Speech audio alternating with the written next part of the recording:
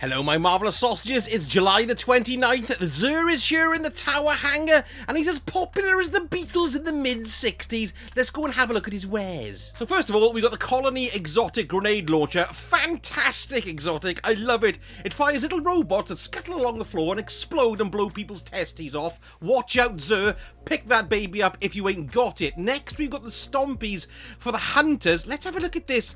Excellent roll actually, 22 in resilience. Well, resilience is good, 22, 64 not bad, intellect 17. These are fantastic and a must-have if you haven't got them for a hunter, because it increases your sprint speed, slide distance, and your high jump, strafe, and triple jump are all improved. Pick that up, hunters. Now this year, the ACDC, that's not what it's called, but it's what I call it, feedback fence. This is going to be interesting to have next season when Arc 3.0 comes up, because you never know, it might end up chaining electricity damage. I doubt it, but you never know. Let's have a look at the roll on this baby. Oh, it's only a 60. That's not great, but still, it's much better than the cobblers you'll be pulling out of collections. We've got 14 in recovery, 10 in mobility, 8 in resilience. There we are. Well, that's okay. Next, and finally, Warlocks-wise for the exotic armor, the Karnstein armlets, which I bloody love. Melee kills instantly restore a large amount of health. So good for your survivability. What have we got here? Mobility 19, resilience 10, discipline 14, recovery's arse. I mean, it's 63 is a respectable number, but the spread could be better. But there we go. That's not too bad at all. Probably the Stompies is the best of the bunch there. Right, let's go down and have a look at the legendary weapons. First of all, we've got an aeroplane wing or the Whispering Slab. Let's have a look at what they've given this. It's not a very popular roll, this one. It's only been given an F. Let's have a look why. Sympathetic Arsenal, hip fire grip, natural felching, straight felching, natural string, and flexible string. And it's got an accuracy masterwork as well. I don't know if that's the one that's bugged. Haven't got a clue. So there we go. There's that there. Next, Season of the Hunt, friction fire, submachine gun. Again, not a very... Oh, no, actually it is. This is a B. Not too bad. Look at that baby as well. Nice etchings. We've got Rampage, Field Prep, Accurized Rounds, Tactical Mag, Hammer Force Rifling, and Harrowhead Break with a handling masterwork on it too. Excellent stuff. Now then, first of the goodies. This is a Survivor's Epitaph. It's come in as an A for popularity, but it could easily pop up even more over the weekend. Look at that fetching devil there. We've got Kill Clip Surplus, Extended Mag, Flared Magwell, Full Bore, and an Arrowhead Break as well.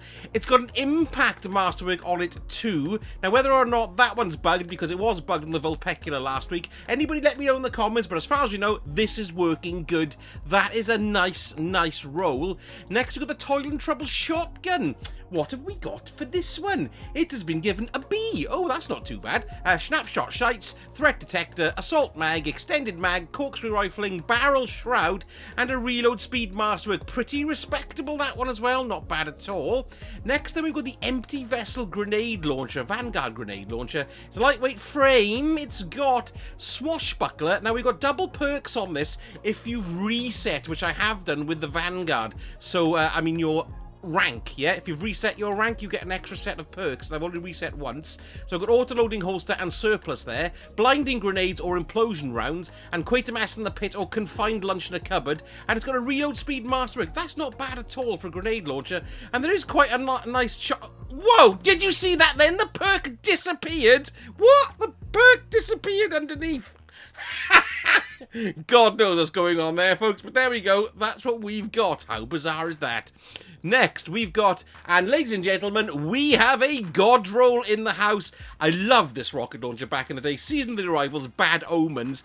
It's void, it's aggressive frame. Let's have a look.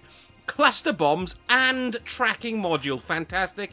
Alloy casing, high velocity round, smart drift control, confined lunch in a cupboard, and it's got a blast radius masterwork as well. That's bloody brilliant. Pick that up. We all need a nice rocket launcher. Also comes with an ornament as well if you happen to have had it. Look at it. Very swish indeed. Ooh, that's damn sexy. You know, I think I'm going to buy this. Thank you all very much. And then finally, we've got the Fool's Remedy. This is a iron banana weapon, as you can see there. So it would could go forward to completing your triumph as well. You know this one here in Iron Banana for the Iron Lord Triumph is called Oromund's Taste, because you need 15 unique weapons for that. So that could go forward to collecting that. That's well worth considering in the same way that the Swarm of the Raven was last week. Roll-wise, it's reasonably popular. It's been given a C. It's got Quick Draw, Feeding Frenzy, Armor-Piercing Rounds, Light Mag, Target Sass, Tactic Sass, and it's got a Stability Masterwork as well. Middling popular roll, that one. Okay, Legendary Armor time. What have we got here? We got the Lightkin set, which is actually quite nice and, well, it's quite nice and furry, if you like that kind of thing. There it is, look.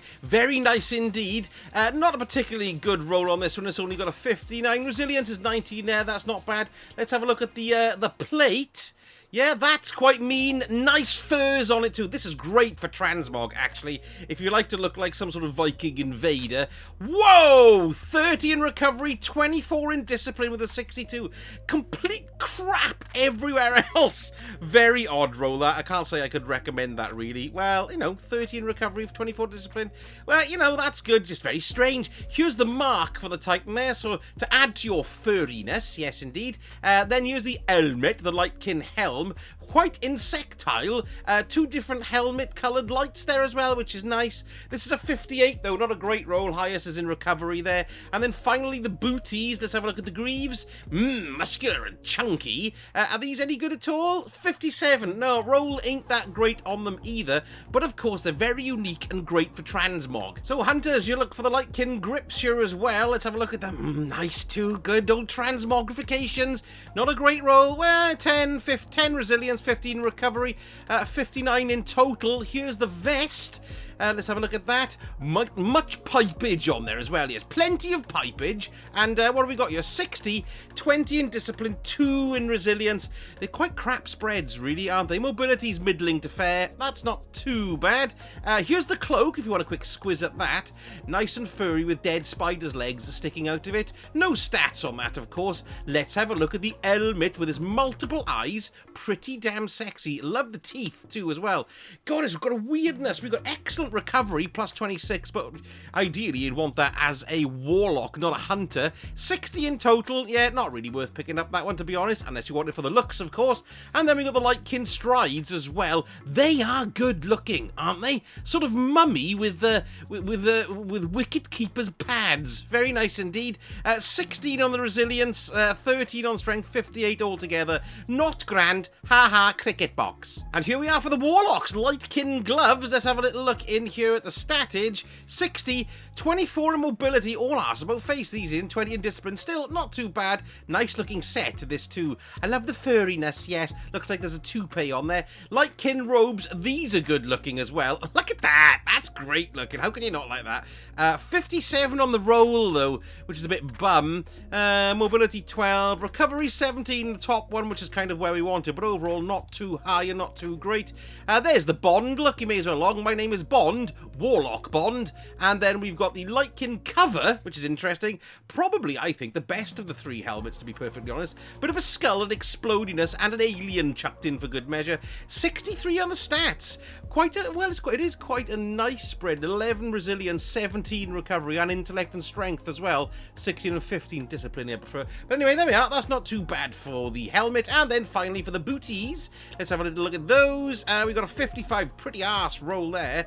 They look pretty cool though, don't they? You want to go dancing with them, they'll cut your knuckles and your ankles clean off. What have we got? 16 in recovery, which is probably where you want it, but overall not a grand roll there. Right, let's have a look at the Hawkmoon and the Dead Man's Tail, because this week both of these are rated A. So these are really good rolls. It's just typical. If you've been waiting, you're holding on to your one cipher to buy one and both have come along at once. We've got the Hawkmoon here. It's been given an A rating and it's got heavy grip, rangefinder, alloy magazine, and arrowhead brake as well, which is bloody marvellous.